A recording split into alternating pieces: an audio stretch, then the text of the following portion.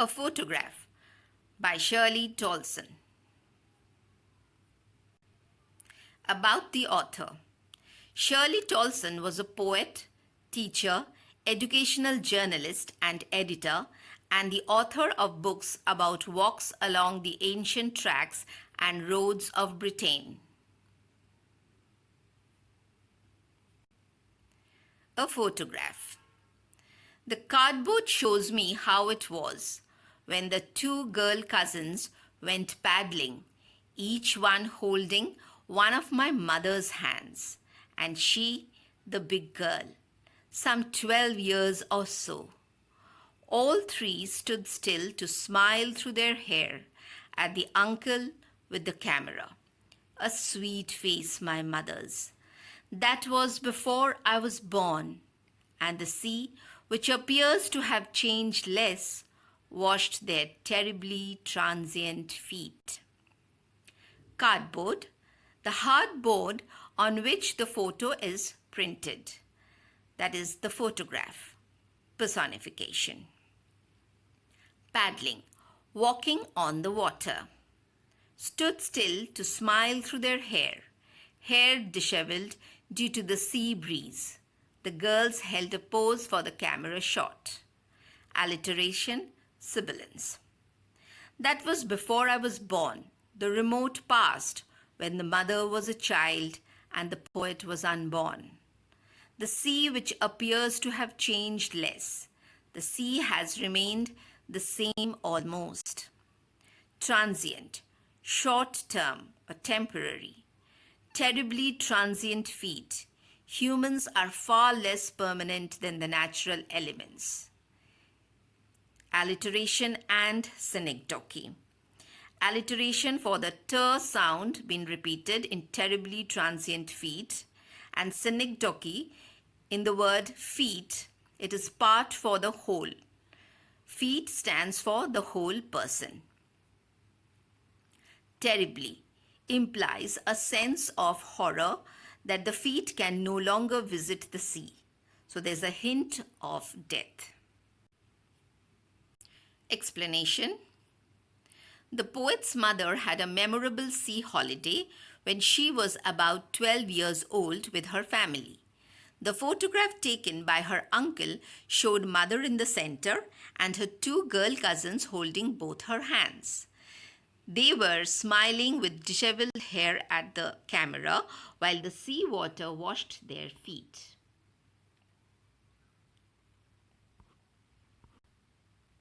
Some 20-30 years later, she'd laugh at the snapshot. See Betty and Dolly, she'd say, and look how they dressed us for the beach. The sea holiday was her past. Mine is her laughter. Both wry with the labored ease of loss. 20-30 years approximately, long time after the sea holiday. Dressed us for the beach, the girls were in proper beach wear, had an ideal holiday. Mine is her laughter, mother laughs no more. She has died. Both the pasts as well as both mother and daughter. Wry means dry or sardonic. Labored ease, struggling to accept the loss. Here the figure of speech is oxymoron. Two opposite meaning words are placed side by side.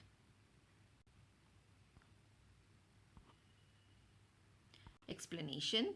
In the second stanza, the poet speaks of the second phase of the mother's life, when she was a matured woman and the poet was a teenager girl. That was approximately 20 to 30 years after the sea holiday. Mother used to show the photograph to the poet and narrate the happy memories of it. It is evident that she enjoyed speaking of it as she laughed while speaking. The poet remembers her mother's laughter and misses it as mother laughs no more. It is clear that mother's laughter is a past event. Both mother and daughter bitterly missed their pasts. Mother missed her childhood just as the poet missed her mother's laughter. However, As the past cannot come back, both of them had to laboriously come to terms with the losses.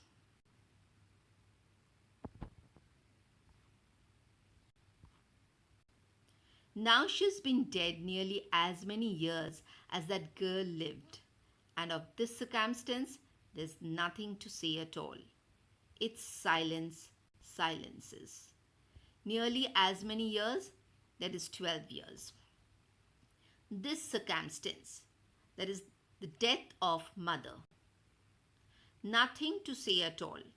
Poet can't narrate the event of her mother's death. Grief chokes her. Its silence silences. The silence of mother's death silences the poet. She is rendered speechless by grief. Its, that is death's, death has been personified here. Silence, which is a noun, is the silence of death. Silences is a verb. Renders the poet speechless. Explanation. Now the poet's mother is dead for about 12 years, yet the poet has not been able to overcome the sorrow. She is unable to speak about her mother's death. An overwhelming sorrow chokes her and she is quiet. The silence of her mother's death has rendered her speechless.